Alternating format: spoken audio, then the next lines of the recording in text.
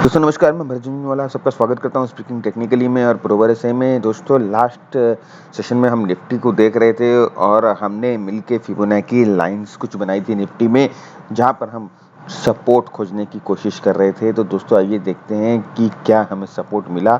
ये लेवल्स हम लोगों ने ये 2 लेवल्स मार्क की थी, अगर आपको याद है। और यहाँ पर देखो एक निफ्टी जो लगातार गिर रही थी और वहाँ पर एक निफ्टी ने एक छोटा सा कैंडल बना के यहाँ पर थोड़ा बहुत मुड़ना जो है शुरू किया है। तो हो सकता है कि यहाँ पर निफ्टी को सपोर्ट मिल जाए और निफ्टी वापस ऊपर की तरफ बढ़ना शुरू कर दे। लेकिन एक चीज़ यहाँ पर जो मुझे परेशान कर रही है वो है दोस्तों ये गैप। कल जो निफ्टी गैप डाउन हुआ वो गैप जो है अभी एक रेजिस्टेंस का काम करेगी। तो एडिशनल रेजिस्टेंस जो है निफ्टी में एक एडिशनल रेजिस्टेंस बन गया है दोस्तों।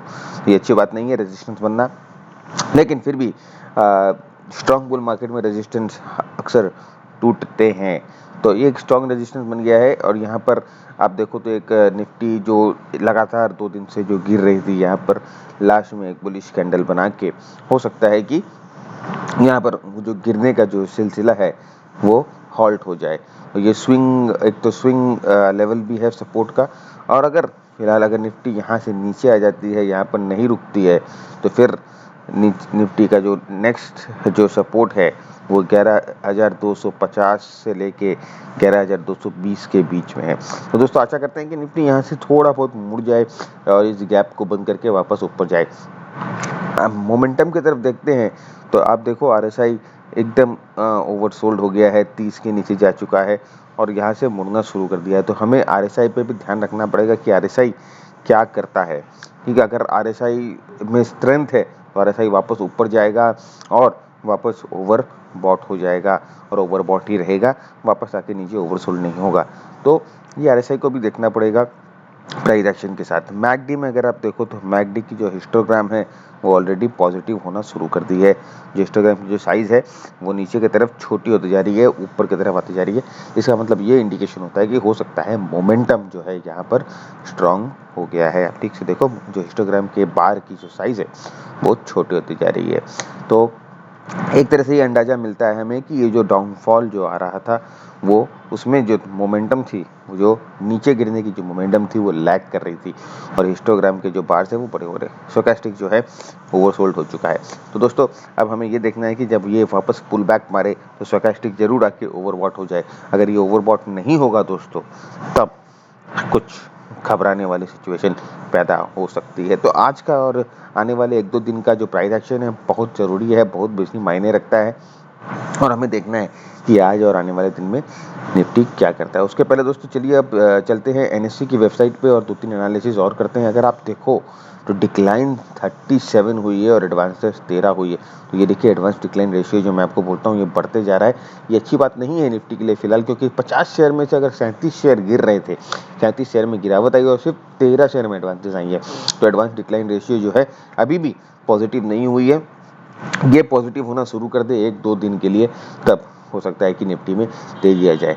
तो कल जो है एडवांस डिक्लाइन रेशियो नेगेटिव ही था, लेकिन लास्ट मोमेंट पे आप देखो जो ये कैंडल बना है वो थोड़ी बहुत स्ट्रेंथ की तरफ इंडिकेट करता है, लेकिन ये गैप वापस जो है रेजिस्टेंस बन सकता है। लेकिन हमें अपने मोमेंटम इंडिकेटर्स की तरफ ध्यान रखना है। मैं स्पेशली आरएसआई और स्टोचैस्टिक्स पे ध्यान रखूंगा। मुझे ये देखना है कि ये ऊपर आके वापस ओवरबॉट हो जाते हैं और नीचे फिर जाने में तकलीफ करते हैं। तो ये अगर हुआ तो फिर ही उसके बाद ही ये असम्पशन होगा कि निफ्टी जो है अपनी स्ट्रेंथ को रिज्यूम कर गई। तो अपनी ऑप्शन चेन की तरफ चलते हैं। दोस्तों अगर आपको ये एनालिसिस पसंद आ रही है तो प्लीज़ जो लाइक बटन को हिट करना मत भूलिएगा, अपने दोस्तों के साथ शेयर करिए। आप बहुत सारे फेसबुक ग्रुप में, टेलीग्राम ग्रुप में ऐडेड हो, आप बहुत सारे फेसबुक के पेजेस में ऐडेड हो, अपने दोस्तों के साथ शेयर कर दीजिए और सब तक ये पहुंचाइए। देखिए ये जो मैं आपको बता रहा हूँ, ये जो एनालिसिस मैं आपको करके दिखा रहा हूँ, लोग इसे सिखाने का ही लाखों रुपए ले लेते हैं, लेकिन मैं आपके लिए इसे लेके आ रहा हूँ बिना किसी शुल्क के। तो एक ऑब्लिगेशन जरूर बनता है आपसे कि आप इसे शेयर कर दे अपने दोस्तों के साथ। क्या चलिए आइए चलिए आगे चलते हैं ऑप्शन चेन एनालिसिस की तरफ। ये जो ऑप्शन चेन है ये 28 मार्च का है, मतलब इस थर्सडे की एक्सपायरी का है। और यहाँ पर आप देखोगे तो यहाँ पर नीचे में थोड़ी बहुत हमें आशा की किरण नज़र आ रही है, क्योंकि ये कॉल्स जो है अनवाइंड होना शुरू हो गई है। ठीक है, तो ऊपर में जो राइटिंग जो कॉल थे 11,600 के कॉल अनवाइंड हुए हैं, 11,650 के कॉल अनवाइंड हुए। कॉल जो शॉर्ट थे वो अनवाइंडिंग होना मतलब ये होता है कि ये जो रेजिस्टेंस है वो वीक हो रहा है, और ये जो प्लेयर्स जो यहाँ पर कॉल शॉर्ट करके रखे थे वो सोच रहे थे कि अब हो सकता है निफ्टी जो वीक थी अब वो नहीं लगे और रेजिस्टेंस टूट जाए। ये ऐसा जनरली अक्सर होता है शॉर्ट टर्म में। और पुट की तरफ आकर देखोगे तो पुट में भी काफ़ी ओपन इंटरेस्ट की एडिशन हुई है। स्पेशली आप 11,400 के स्ट्राइक को देखो तो 2,70,000 और टोटल एडिशन हुई है पुट की। 19 लाख का क्यूमुलेटिव इंटरेस्ट है, और 11,300 पे 3 लाख की एडिशन हुई है, जहाँ पे 26 लाख का क्यूमुलेटिव ओपन इंटरेस्ट है। 11,200 पे 2 लाख की ओपन एडिशन हुई है, 27 लाख का क्यूमुलेटिव ओपन इंटरेस्ट है। तो पुट में ये जो पुट की प्राइस भी बढ़ी है और ओपन इंटरेस्ट भी बढ़ी है, इसका मतलब पुट में पोजीशन बनाई गई है। दोस्तों, ये एक अंदाज़ा होता है हमें, जैसे पुट की जो पोजीशन बढ़ती है या पुट में जो पोजीशन बढ़ती है, इससे हमें ये अंदाज़ा हो जाता है कि यहाँ पर जो है सपोर्ट लेवल बढ़ रहा है, और जो बड़े प्लेयर हैं जो एफआईज है उनका कॉन्फिडेंस जो है बढ़ रहा है मार्केट में। अब वो ये सोच रहे हैं कि मार्केट यहाँ पर सपोर्ट ले ले, तो उनका कॉन्फिडेंस जो होता है वो मार्केट में बढ़ जाता है। तो ये अभी फिलहाल ऑप्शन चेन एनालिसिस को देख के यही लग रहा है कि वो भी जो बड़े एफआईज है वो भी बेट कर रहे हैं कि यहाँ से हो सकता है निफ्टी सपोर्ट लेके घूम जाए। लेकिन कोई 100% कुछ नहीं होता सर, ये सब हम अंदाज़ा लगा सकते हैं, प्रोबेबिलिटीज़ को गैदर करते हैं अपने फेवर में। तो अभी फ़िलहाल तो देख के यही लग रहा है कि हो सकता है निफ्टी यहाँ पर सपोर्ट ले ले, लेकिन फाइनली जो प्राइस एक्शन जिसे बोलते हैं भाव भगवान होता है, तो वही मेन होता है, तो हमें उस पर ज़्यादा फोकस करना है। तो अभी फ़िलहाल दोस्तों इन नटशेल हम ये बोल सकते हैं कि इधर में ये कैंडल देख के मुझे लग रहा है कि निफ्टी थोड़ा बहुत सपोर्ट लिया है। मोमेंटम जो सिर्फ मैकडी में पॉजिटिव हुई है, और ये हमें थोड़ा रुक के देखना होगा कि आरएसआई और स्टोचैस्टिक कैसा बिहेव करता है वहाँ पर, तो ये गैप का भी ध्यान रखना पड़ेगा। ओवरऑल सिचुएशन इतनी ख़राब नहीं है कि अभी हमें अपना सारा माल बेच के निकल जाना चाहिए, अभी उतनी ख़राब नहीं है, अभी भी 2-3 सपोर्ट एरिया हमारे सामने है।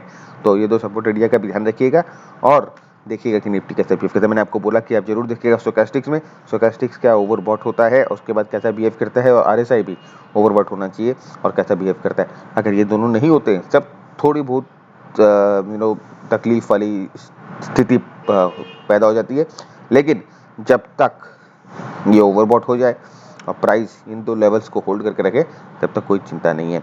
अगर कुछ इंपॉर्टेंट इवेंट होता है बीच में, या कुछ निफ्टी ऐसा कुछ करता है जो मुझे लगे कि डेंजरस है या आपको बताना चाहिए, तो मैं जरूर नए अपडेट के साथ लेके आऊँगा। जब तक मैं भरत आपसे विदा लेता हूँ, keep earning, keep learning, keep sharing, and जय हिंद।